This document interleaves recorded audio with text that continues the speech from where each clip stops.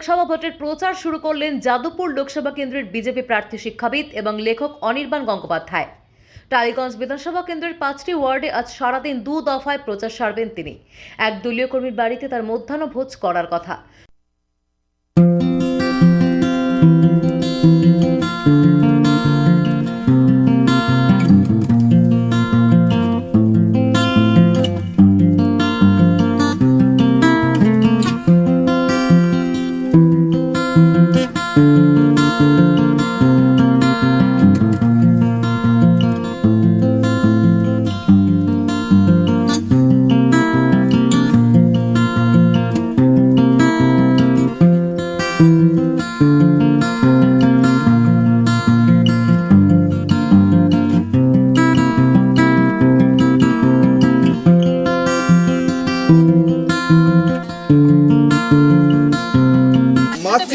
মাতৃশক্তি BJP মনোনীত প্রার্থী যাদবপুর লোকসভা কেন্দ্রে ডক্টর অনির্বাণ গঙ্গোপাধ্যায় তিনি আজকে ত্রিপুরেশ্বরী মন্দিরে পুজো দিয়েছেন এবং আজকের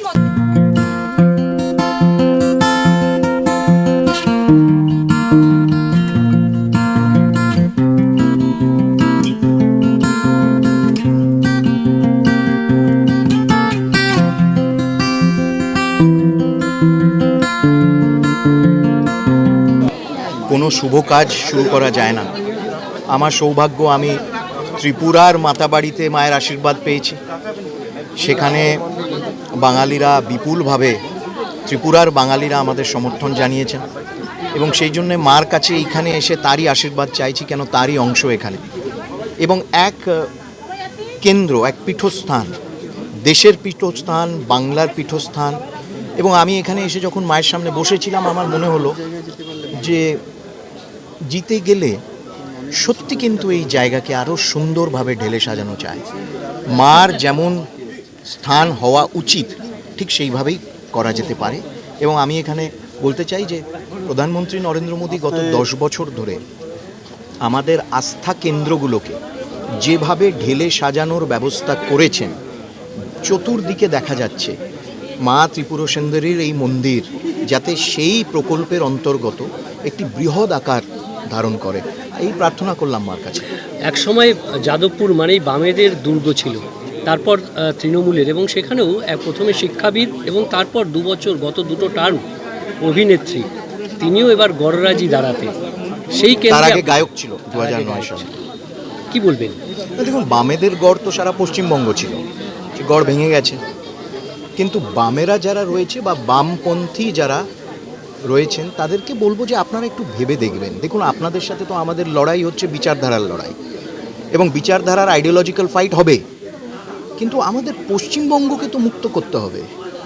এবং এই পশ্চিমবঙ্গে কি সম্ভব আমরা মেনে নিতে পারি যে আজকে মায়ের এইখানে কেন্দ্রের স্থানে মায়ের মন্দিরে দাঁড়িয়ে, আমার তো এই প্রশ্ন যে এই পশ্চিমবঙ্গে কি সন্দেশখালি হতে পারে? আমরা কি মানতে পারি যে মহিলাদেরকে রাজনৈতিক পলিটিক্যাল স্লেভ, রাজনৈতিক কৃতদাস হিসেবে তাদেরকে ট্রিট করা হবে, তাদের জমি দখল করা হবে, তাদের ওপর মানসিক এবং শারীরিক অত্যাচার করা হবে?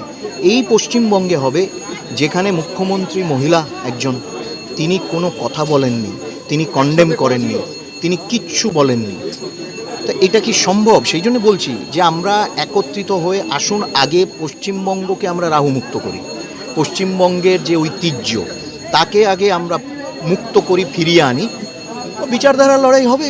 শুধুমাত্র বামেদের আহ্বান, সবাইকে আমি বলছি, তৃণমূলের মধ্যেও যারা আছেন, তৃণমূলপন্থী তো নেই, কেন যে দলের কোনো বিচারধারা নেই পন্থী হতে পারে না, কিন্তু আমি যারা তৃণমূলের সমর্থক তাদের মধ্যে যারা শুভবুদ্ধি সম্পন্ন, যারা পশ্চিমবঙ্গকে সত্যি হৃদয়ে অন্তর থেকে ভালোবাসে কিন্তু তাদের কোথাও যাওয়ার জায়গা নেই, তাদেরকেও বলবো যে একটা সুযোগ দিন আপনারা। এবং সবাইকে সেই জন্য বলছি যে আগে আমাদেরকে পশ্চিমবঙ্গকে মুক্ত করতে হবে, তার জন্যে লোকসভায় আরও বেশি করে আসন আমাদের পেতে হবে। এবং তার জন্যে যাদবপুর লোকসভা কেন্দ্র, যার একটি ইতিহাস আছে, একটি ঐতিহ্য আছে, শিক্ষা রয়েছে, সেই কেন্দ্রকে ভারতীয় জনতা পার্টিকে জেতাতে হবে। নির্ঘণ্ট এখনও প্রকাশ হয়নি, কেন্দ্রীয় বাহিনী চলে এসছে, এবং আপনিও প্রচার শুরু করে দিয়েছেন, অ্যাডভান্টেজ কিছুটা? না, আমার তো কেন্দ্রীয় বাহিনীর সাথে আমার কিছু নেই, সে তো ইলেকশন কমিশন করছে। মানুষের কাছে যত বেশি করে পৌঁছানো যেতে পারে, লোকসভায় একটা ইলেকশন, এটি বিশাল ইলেকশন, পরিধিটাও অনেক বড়, এবং আমি এইখানে যেহেতু থেকেছি, এই অঞ্চলে ঘুরেছি, থেকেছি, মানে একেবারে লিটারেলি আমার জীবন শুরু হয় এখান থেকে বলা যেতে পারে। সেই জন্য ফিরে এসে যত বেশি মানুষের কাছে পৌঁছতে পারি সেটারই চেষ্টা হচ্ছে আর কি। Thank you.